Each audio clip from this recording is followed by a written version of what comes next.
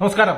എനിക്ക് പരാതിയൊന്നുമില്ല, എനിക്കൊരു പ്രശ്നവുമില്ല, എന്റെ പേരിൽ എന്റെ വകയായിട്ട് ഇതിന് ഞാനായിട്ടൊരു പരാതി പറയില്ല എന്ന് പറയുന്നത് മറ്റാരുമല്ല, ഷിജോയാണ് കേട്ടോ.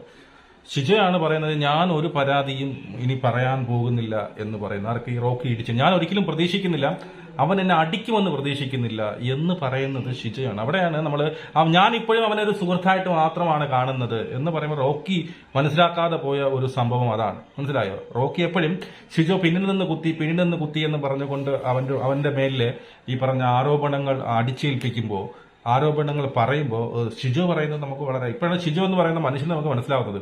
ആരായാലും ഈ സിറ്റുവേഷനിൽ ഒരിക്കലും ക്ഷമിക്കില്ല, ആരും ക്ഷമിക്കില്ല. ഇത്രയും വലിയൊരു ഇടി കിട്ടിയിട്ട് എനിക്ക് പരാതിയൊന്നുമില്ല എന്ന് അവൻ പറയണമെങ്കിൽ അത് ആലോചിക്കുന്നു. ഷിജോ എന്ന് പറഞ്ഞ മനുഷ്യന്റെ ക്വാളിറ്റി നമ്മൾ മനസ്സിലാക്കണം, ഇല്ലേ? നമ്മൾ എന്തോ ആയിക്കോട്ടെ, ഒരു കണ്ടസ്റ്റന്റ് മാത്രമാണ് എനിക്ക്. പക്ഷെ നമ്മൾ ഉള്ളത് പോലെ തന്നെ പറയണം. മനസ്സിലായോ? ആരാണ് ഇത്രയും ഒരു വൃത്തികേട് ഇവൻ കാണിച്ചിരുന്നതാ? ഇപ്പോഴും ഇതാ കണ്ടോ, ഇരുന്ന് മോങ്ങുന്നുണ്ട്, ഇപ്പോഴും ഇരുന്ന് അല്ലെങ്കിൽ മോങ്ങുന്നുണ്ട്. അപ്പോൾ ഈ പറഞ്ഞതുപോലെ ഷിജു പറയുകയാണ് എനിക്ക് പ്രശ്നമൊന്നുമില്ല. ഈ റോക്കി പുറത്തിറങ്ങുമ്പോൾ റോക്കിക്ക് മനസ്സിലാകും ഷിജു എന്ന് പറയുന്ന കൂട്ടുകാരൻ ആരായിരുന്നു എന്നുള്ളത്. ഒരുത്തന് ക്ഷമിക്കില്ല കേട്ടോ, ഒരു മനുഷ്യന് ഇത് ക്ഷമിക്കത്തില്ല. ഇനി ഈ ഷിജോ ക്ഷമിച്ചത് കൊണ്ട് അവനെ തിരിച്ചു കയറ്റും? എനിക്ക് തോന്നുന്നില്ല കയറ്റുമെന്ന്. കാരണം ഒരാൾ ക്ഷമിച്ചെന്ന് വീണ്ടും തിരിച്ചു കയറ്റില്ല, വീണ്ടും പിടിക്കത്തില്ലേ? വീണ്ടും ഇത് തന്നെ ചെയ്യും. മനസ്സിലായില്ലേ?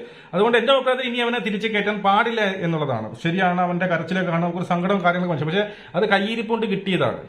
ഒരു മനുഷ്യനെ ഇടിക്കല. അപ്പൊ ഈ പറഞ്ഞാൽ ഇത് ഇവന്റെ ഷിജോയുടെ അമ്മയുടെ അവരെയൊക്കെ അവസ്ഥ നോക്കിയ, അവരുടെ സഹോദരിയുടെയോ അവരുടെ അവസ്ഥ നോക്കിയ, സ്വന്തം മോനെ ഇടിച്ചത്.